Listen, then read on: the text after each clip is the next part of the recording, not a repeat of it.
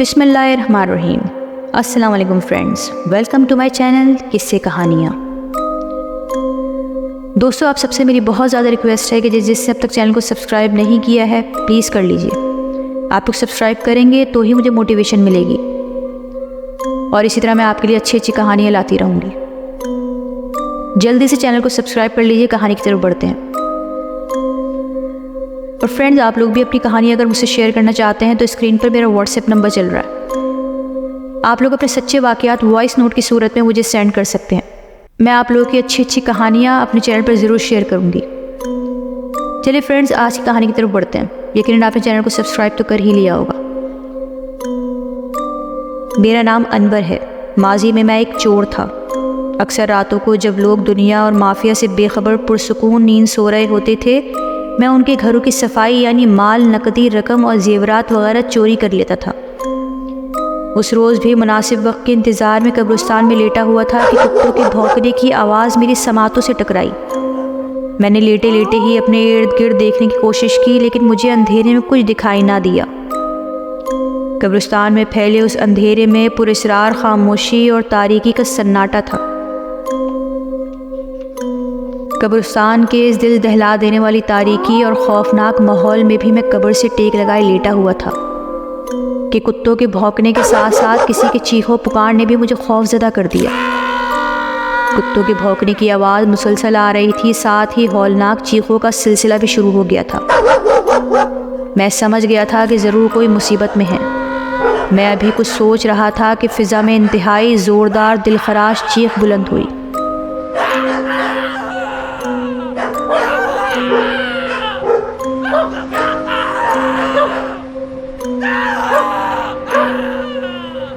اس چیخ میں انتہائی درد اور کرب تھا کہ میں پوری جان سے لرز گیا۔ دلخراش چیخوں نے مجھ پر خوف طاری کر دیا تھا۔ میں نے چاروں طرف نگاہیں دوڑائیں۔ قبرستان میں دور دور تک ہولناک سناٹا تھا۔ دور کہیں کتوں کے بھونکنے کی آواز اور دلخراش چیخوں نے ماحول کو مزید ہیبت ناک کر دیا تھا۔ اس روز موسم کافی خراب تھا۔ صبح سے ہی بارش ہو رہی تھی اور ساتھ ہی منہ زور ہوائیں بھی چل رہی تھیں۔ اس وقت بھی سرد تیز ہواؤں کے ساتھ بارش بھی کافی تیز ہو رہی تھی۔ بارش سے بھیگے درخت ہوا کے تیز جھونکوں سے لرز رہے تھے۔ ماحول کافی پراسرار لگ رہا تھا۔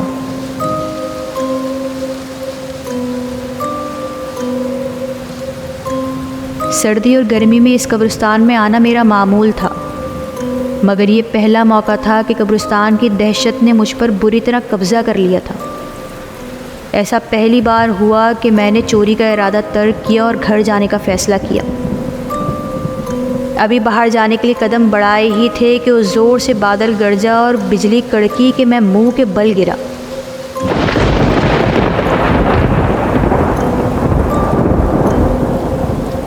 میرے جسم میں کپکپی طاری ہو گئی۔ مجھے اپنی سانسیں رکتی ہوئی محسوس ہوئیں۔ میں ابھی مرنا نہیں چاہتا تھا، اس لیے اندھا دھند بھاگنے لگا۔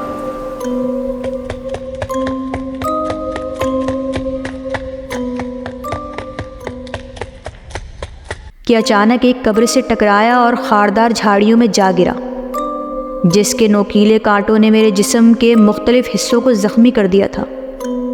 میں دم سادھے جھاڑیوں میں کسی بے جان کی طرح پڑا تھا۔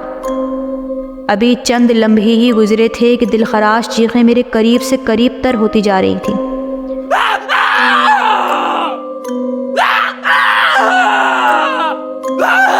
میں نے آہستگی سے سر اٹھا کر ارد گرد کا جائزہ لیا۔ میں قبرستان کے داخلی دروازے کے قریب پڑا تھا، مگر اگلے لمحے کا منظر دیکھ کر میری اوپر کی سانس اوپر اور نیچے کی نیچے ہی رہ گئی تھی۔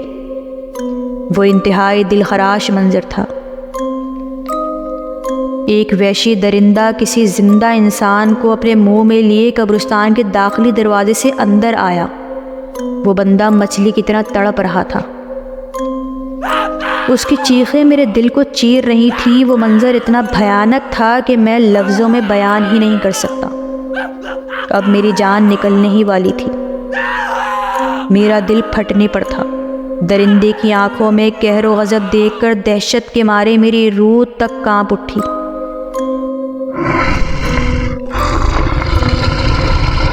اگلے ہی لمحے درندے نے اپنا خوفناک منہ کھولا اور اپنے بڑے بڑے دانتوں سے اس کو بھپوڑنے لگا۔ وہ بندہ اذیت اور درد سے حلق پھاڑ کے چیخ رہا تھا۔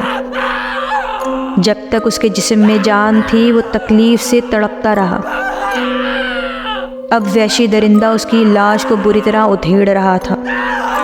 آخر میں درندہ اس قدر غرا رہا تھا کہ دہشت سے میری فضا میں چیخ بلند ہوئی اور میں بے ہوش ہو گیا۔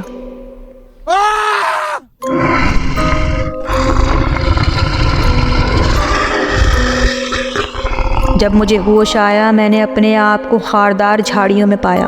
میرے جسم کے ہر حصے سے خون رس رہا تھا۔ میں نے ارد گرد کا جائزہ لیا تو مجھے ذرا سے فاصلے پر خون کے دھبے اور ایسے نشانات نظر آئے جیسے کسی کو گھسیٹ کر لے جایا گیا ہو۔